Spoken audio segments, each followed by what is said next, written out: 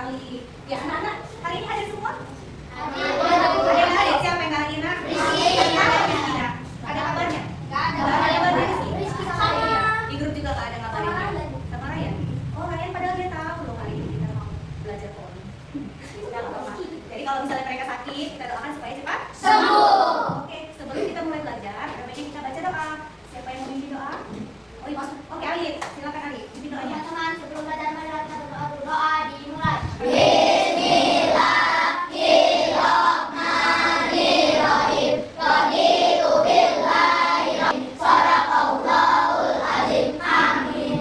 Oke, biar tambah semangat kita tepuk semangat dulu. Tepuk semangat. Tepuk sukses.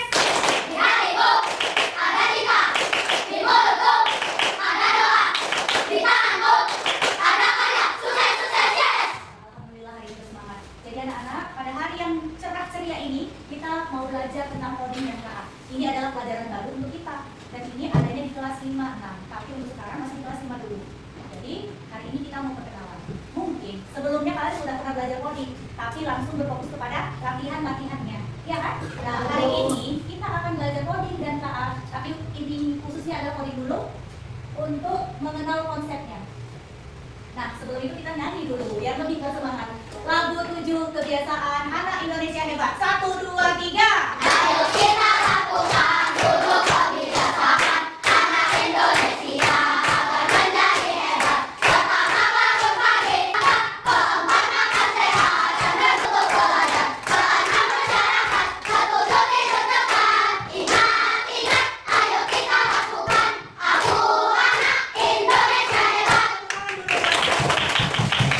Oke, nah hari ini kita akan belajar tentang berpikir komputasional. Nah, jadi tujuan pembelajaran kita, kalian nanti mampu memahami konsep dasar berpikir komputasional, mampu mengidentifikasi, mampu menerapkannya, dan memecahkan masalah yang berkaitan dengan itu dalam kehidupan sehari-hari. Ternyata coding itu juga kita libatkan dalam kehidupan kita sehari-hari, bukan hanya dalam bentuk kertas latihan coding. Tidak, ternyata dia berkaitan dengan kehidupan kita. Nah, ini pelajaran kita berpikir komputasional. Apa pelajaran kita? Berpikir komputasional.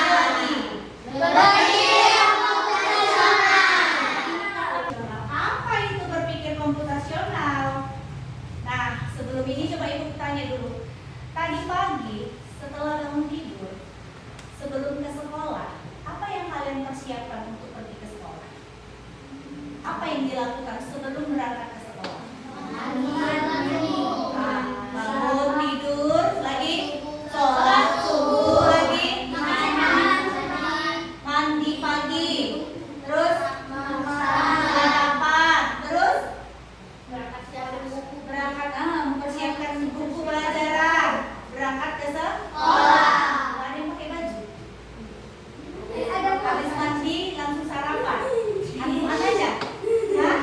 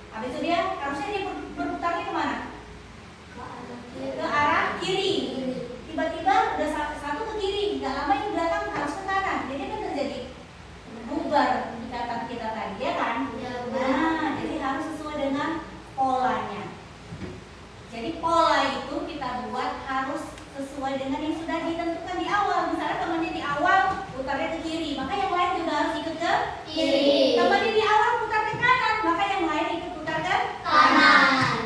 Nah, seperti itu. Itu adalah contoh-contoh kecilnya. Nah, kita lihat lagi. Ternyata prinsip berpikir komputasional itu ada 4. Ada berapa? Ada 4. Apa yang pertama? Dekomposisi, yaitu memecah masalah. Yang kedua? Iya, kita pakai bahasa Indonesia aja. Pengenalan pola. Yang ketiga? Yang keempat? Algoritmi itu berpikir sesuai dengan urutannya. Kalau kita mulai dari nomor 1, maka urutannya 2, 3, 4, 5 sampai seterusnya. Kalau kita mulai dari A, maka lanjutannya harus B, harus C, harus D, begitu seterusnya. Gitu ya? Nah, sekarang kita lanjut. Oke, coba perhatikan video ini dengan seksama.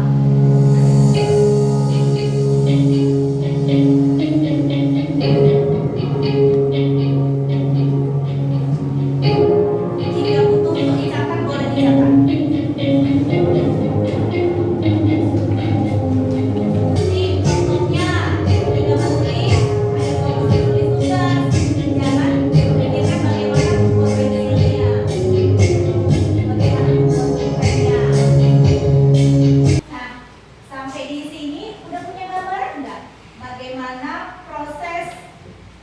Prinsip dasar komputasional itu.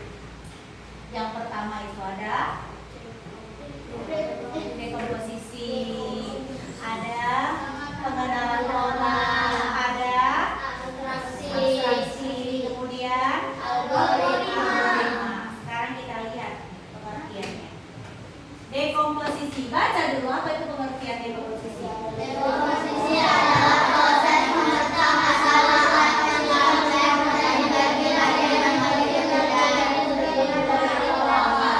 Contohnya, kamu mau dikasih kue ulang tahun sama orang tuamu, kan bentuknya masih utuh bulan 1 lingkaran, ya kan? Itu kan pasti jadi masalah. Bagaimana bolu itu bisa dibagi rata dengan tamu yang datang, dengan saudara-saudara? Bagaimana caranya? Harus kita potong kecil. Itu masalah yang ada, kita pilah menjadi kecil-kecil biar mudah diselesaikan. Inilah dekomposisi. Nah, contohnya lagi untuk pengenalan pola. Apa pengenalan pola? Pengenalan pola adalah proses mengidentifikasi kesamaan atau pola dalam bahasa, baik itu visual maupun verbal atau lain-lainnya, yang memungkinkan kita untuk mengklasifikasikan kelompok atau memprediksi berdasarkan pola tersebut. Contoh, Ibu punya soal matematika.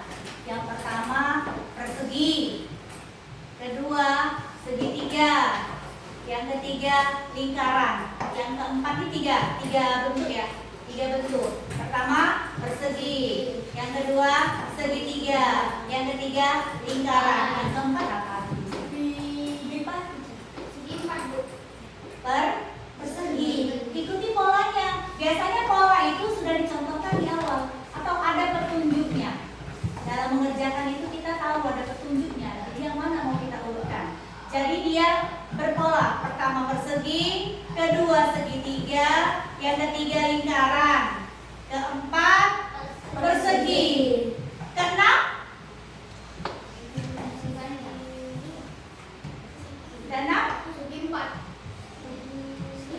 iya persegi. Kita buat ya. Pertama persegi, yang kedua segitiga, yang ketiga lingkaran, yang keempat persegi kembali, yang keenam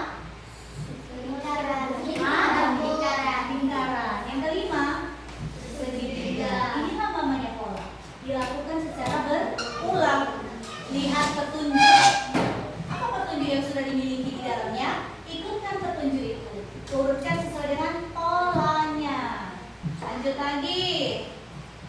Abstraksi. Apa abstraksi? Abstraksi adalah proses menyederhanakan masalah kompleks atau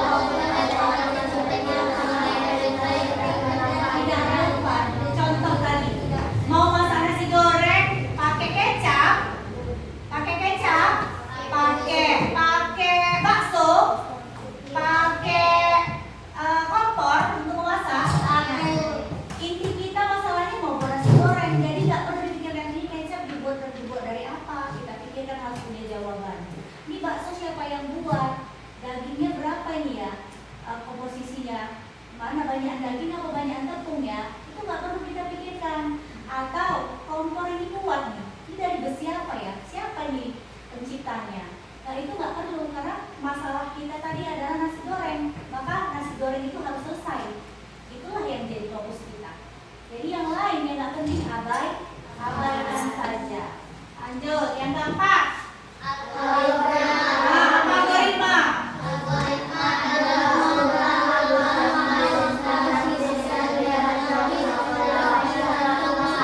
Iya, algoritma adalah urutan langkah sistematis yang teratur untuk dirancang menyelesaikan masalah. Sama. Ibu bagi menjadi 4 kelompok. Yang pertama kelompok dekomposisi, yang kedua kelompok pengenalan pola, yang ketiga kelompok abstraksi, yang keempat kelompok algoritma. Ya, gambarlah garis dari tanda panah berwarna biru sampai lingkaran berwarna hijau. Lewatilah jalan dengan hanya melewati 2 apel di sana. Ayo, sebelum ke depan, kamu cek kira-kira kemana rute perjalanannya si langkah ini. Yang dilewati harus berapa? Nah, iya, perhatikan petunjuknya. Siapa bisa? Kelompok mana bisa duluan? Ayo Alif. Kita cek ya kerjaan si Alif bisa atau enggak. Nggak usah nanya yang mana lagi, justru di sini berpikirnya. Ayo coba. Oke, benar? Benar. Kebetulan kita masih disuruh melewati 2. Jadi yang lain ya abaikan saja, iya kan? Nah, kita lanjut. Sampai di sini sudah mengerti? Setiap coding, kamu harus kenali dulu apa petunjuknya, apa polanya, apa yang harus diabaikan, abstraksinya, apa dekomposisinya. Ya. Nah, sekarang ibu mau bagi menjadi tugas kelompok. Nah, ini udah ibu bagi. Tadi yang ini kelompok apa? Kalian? Dekomposisi. Silakan bekerja sama dengan baik. Yang ini kelompok abstraksi ya. Oke. Yang ini pengenalan pola kali ya. Oke, yang ini algoritma. Silakan bekerja sama. Menantikan apa yang diperintahkan. Boleh lebih dekat biar. Nah, dekomposisi tadi adalah masalah yang besar diubah menjadi dibagi-bagi menjadi kecil. Kalau kamu mau membersihkan rumah, apa aja yang harus kamu bisa kamu buat agar rumahmu bersih? Dibagi-bagi dalam membersihkan rumah itu apa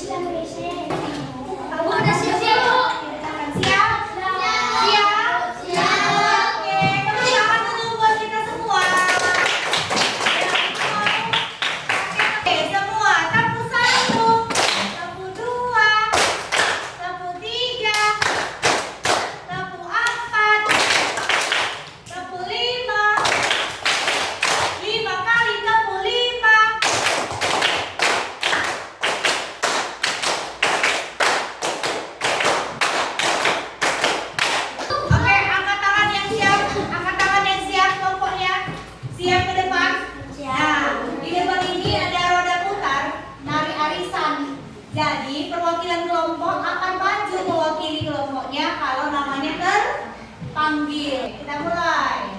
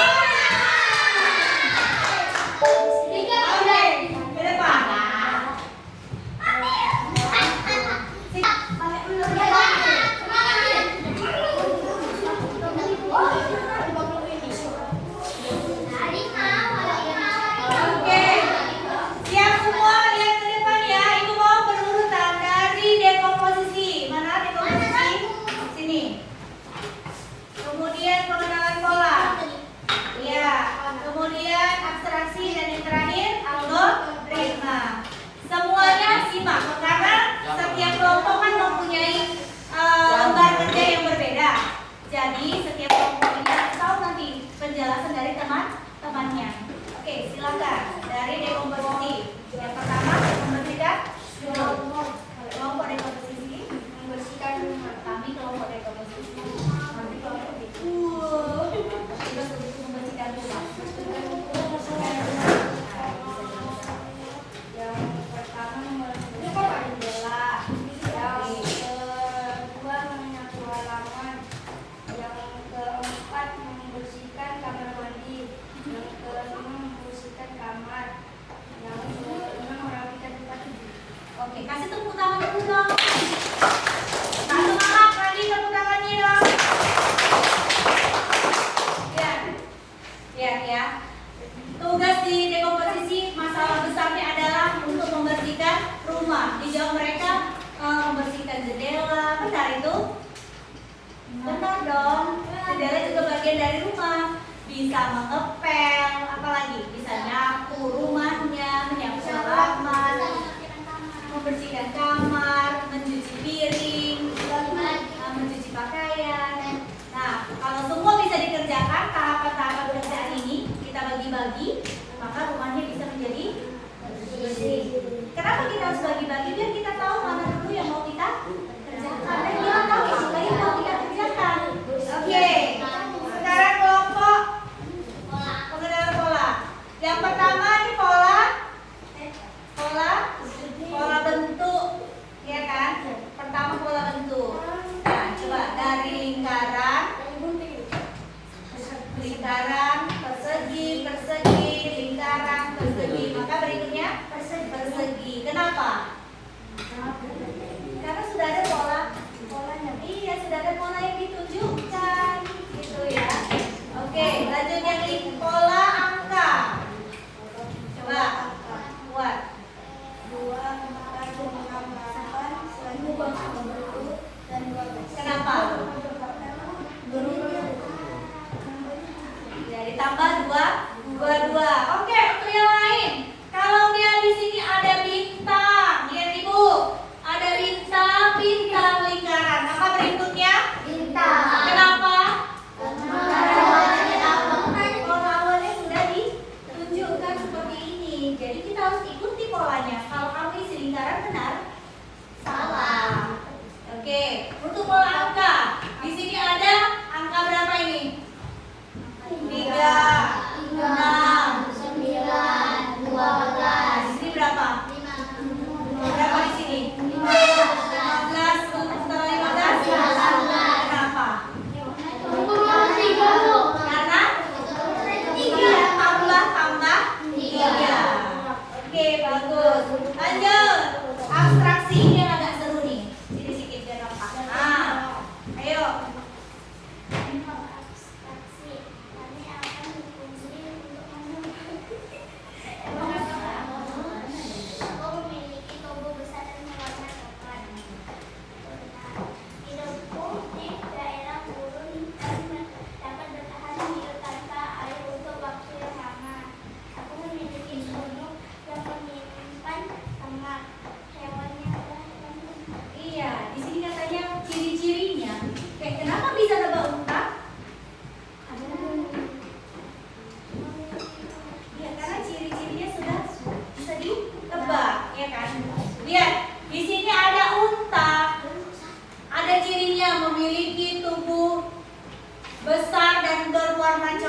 benar itu?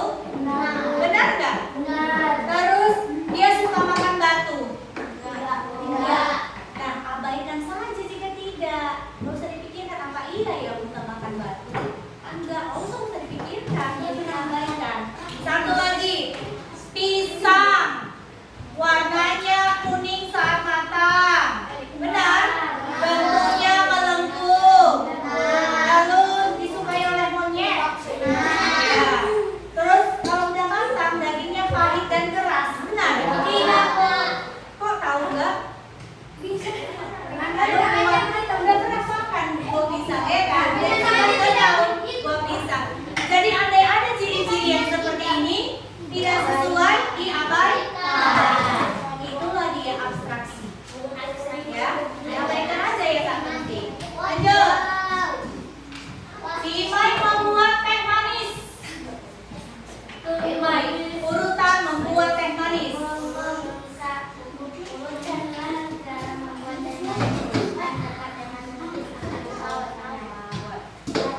Rebus air hingga mendidih. 2. Tuangkan air panas ke dalam gelas. 3. Masukkan kantong teh celup ke dalam gelas berisi air panas. 4. Tambahkan gula sesuai selera. 5. Adukkan hingga gula larut sepenuhnya. 6. Diamkan selama 2 menit atau 3 menit hingga teh larut dan berubah warna. 7. Teh manis siap untuk disajikan. Iya, menurut kalian langkah-langkahnya udah benar belum urutannya? Kata Imai itu seperti itu. Bagaimana kalau membuat teh manis? Yang pertama adalah diamkan selama 2-3 menit sampai larut dan berubah warna. Bisa?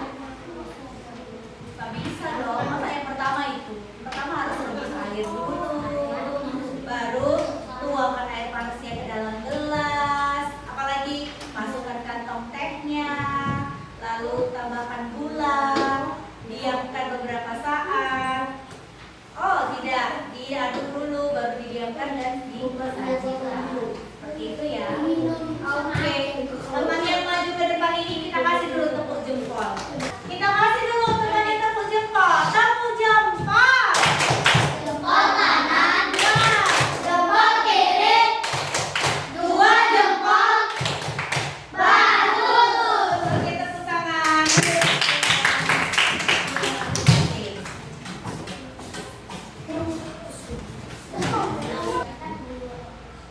Nah, secara garis mudahnya berpikir komputasional telah berpikir seperti komputer. Berpikir seperti komputer. Dalam komputer itu dia ada yang nggak perlu dipakai, diabaikan. Ada yang perlu dipahami kembali, bagi masalah menjadi bagian-bagian kecil. Ada yang harus diurutkan. Nah, ada yang harus disesuaikan dengan polanya. Nah, jadi kalau menurut pengertian ininya, komputasional itu adalah konsep cara menemukan masalah ada di sekitar iya dalam ilmu coding.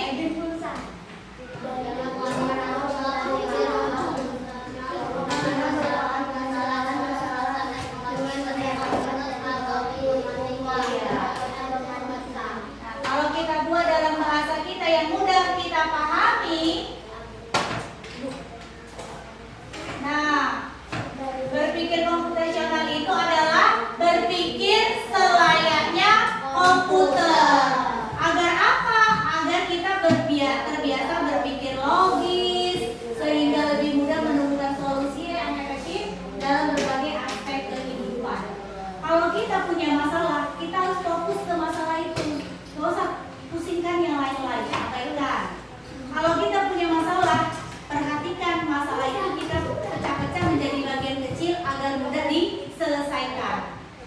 Kalau kita punya masalah, kita urutkan pola yang sudah ada petunjuknya agar mudah mengurutkan pola berikutnya agar benar. Kalau kita punya masalah, kita urutkan langkahnya dari awal sampai selesai. Itu dia ya. Nanti dalam belajar coding ada berbagai latihan yang kita buat menurut konsep prinsip komputasional. Jadi pakai yang 4 ini dalam mengerjakannya. Maka kalau udah berpikir seperti ini, pasti jawaban itu tidak lari dari yang kita mau, pasti benar, ya. Oke, sampai hari sini kita mau refleksi sebentar sebelum Ibu buat tugas individu. Kita mau refleksi. Tadi prinsip komputasional ada 4 apa aja?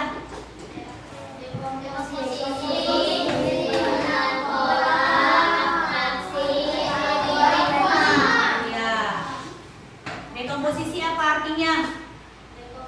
Memecahkan masalah menjadi bagian-bagian kecil. Pengenalan pola,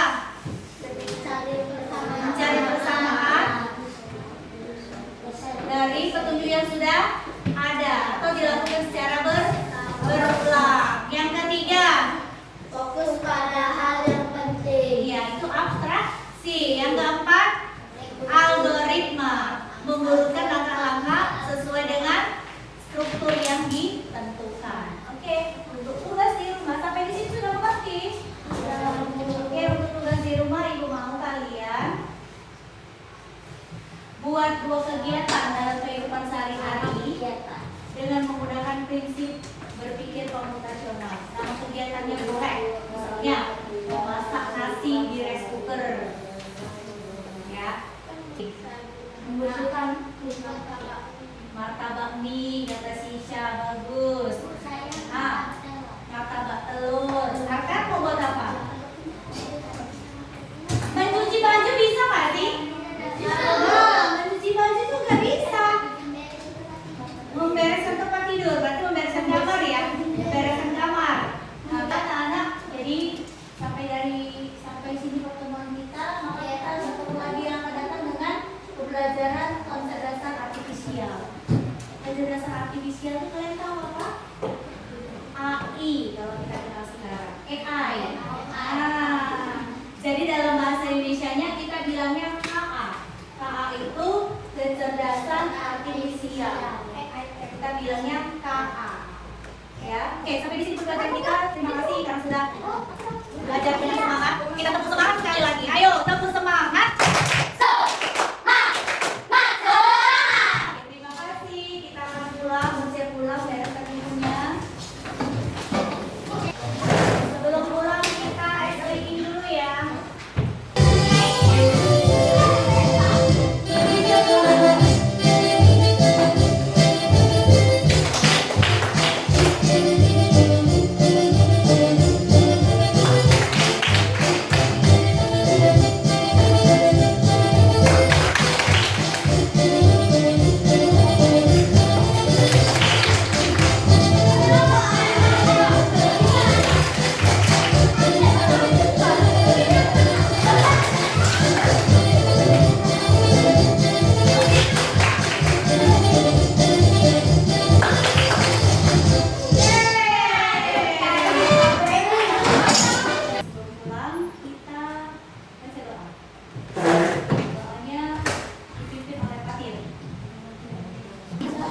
Teman-teman sebelum pulang, mari kita berdoa dulu. Doa, oke, mulai.